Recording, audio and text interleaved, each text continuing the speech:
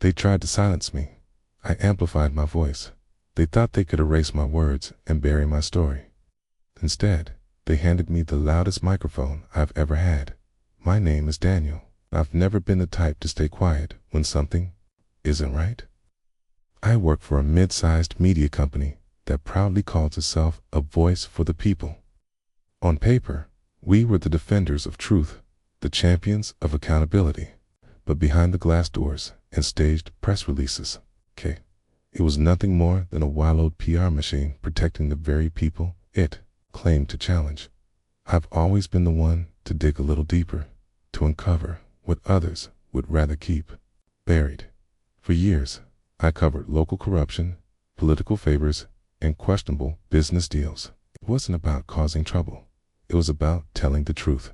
But truth has a nasty habit of making powerful enemies, and that's when my life started to change. It began subtly. A word changed here, a sentence removed there. First, I thought my editor was just doing his job, tightening language, smoothing the flow. But then, the changes became strategic. Whole paragraphs that pointed fingers at influential figures were quietly removed. Statistics I had verified 3 times were suddenly inaccurate and replaced with softer language. One afternoon, I submitted an investigation I've been working on for weeks. Deep dive into how city funds were being funneled into a private real estate project. I was proud of it. It was airtight, but when I checked the publishing schedule, it was gone, completely. I went straight to my editor's office. He didn't even look at me when he said, "It came from higher up. They don't want that story published." "Who?" I asked, trying to keep my voice steady. He shook his head. "You don't want to know? Just drop it, Daniel. It's not worth your job."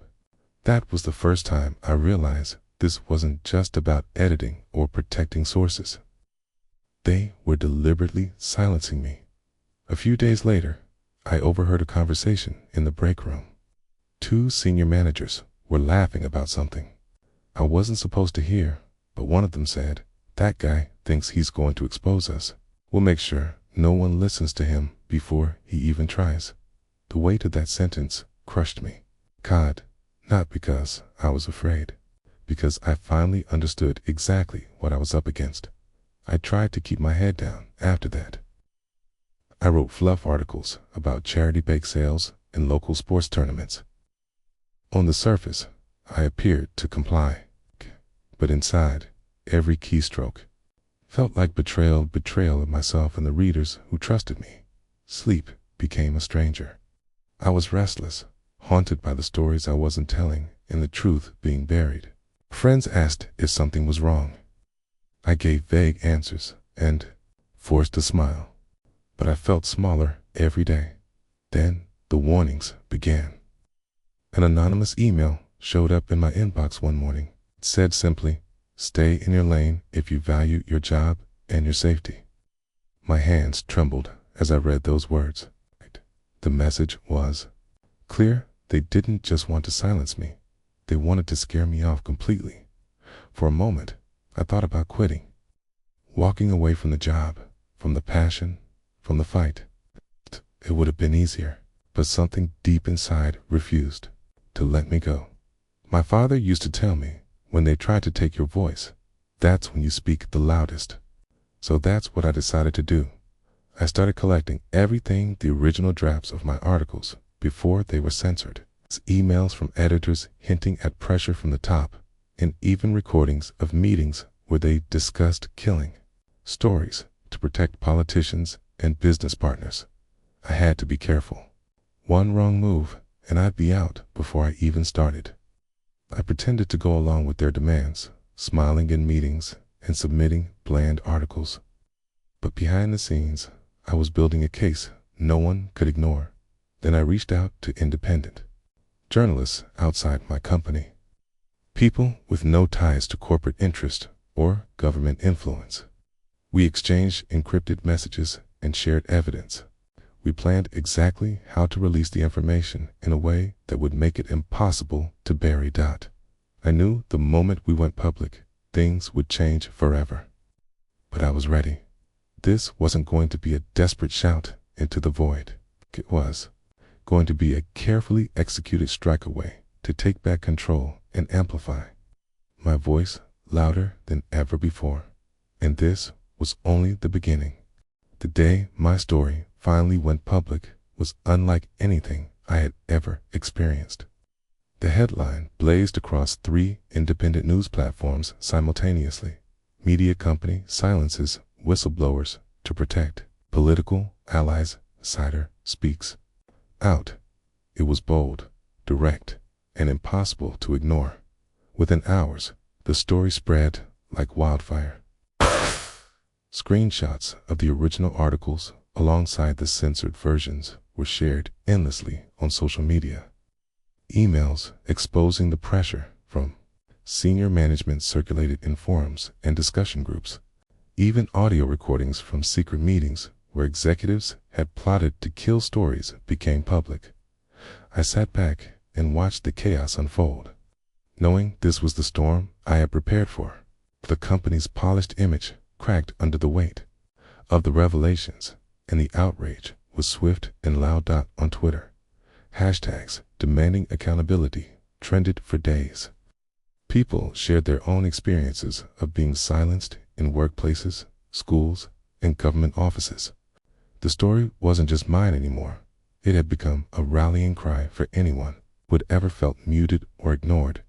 Even journalists from major outlets reached out to me, wanting interviews, wanting to dig deeper into the cover-up. For the first time in a long while, I felt a surge of hope. I wasn't alone.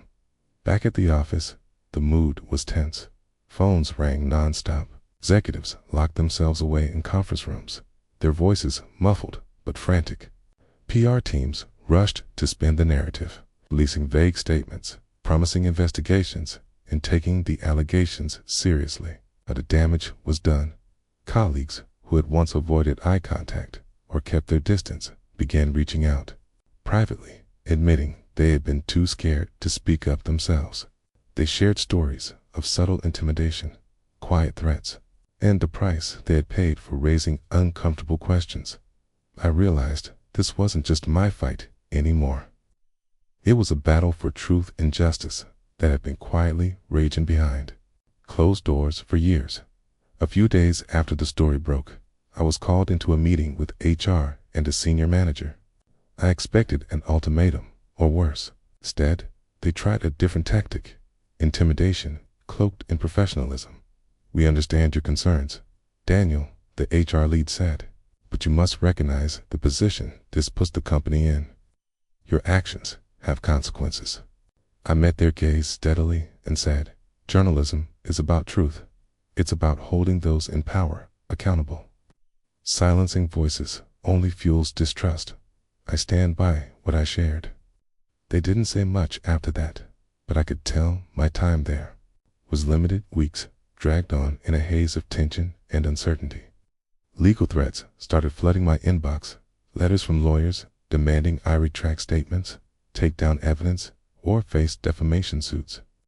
The language was harsh and threatening, but I refused to back down. My resolve came from knowing I was not alone.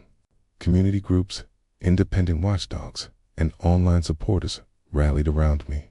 Petitions calling for transparency gathered thousands of signatures. People who had once felt powerless now raised their voices alongside mine. The turning point came when the company announced an internal investigation into the allegations.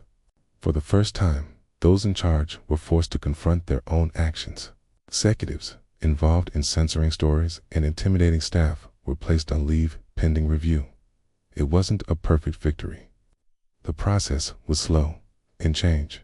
It felt like it came at a snail's pace, but it was progress. I eventually left the company, choosing to work independently. My voice was no longer confined by corporate agendas or political pressure. I had the freedom to report without fear of censorship. Looking back, I realized that the attempt to silence me had the opposite effect. It amplified my message far beyond anything I could have achieved on my own. The more they tried to suppress the truth, the louder it roared. Sometimes, refusing to be silenced is the most powerful form of resistance. If you've ever felt like your voice didn't matter or that someone was trying to shut you down, know this: you're not alone. The fear of speaking out is real and paralyzing, but the courage to amplify your voice can change everything. So, what would you do if you found yourself in my shoes? Would you stay silent, or would you fight back? Let me know in the comments below.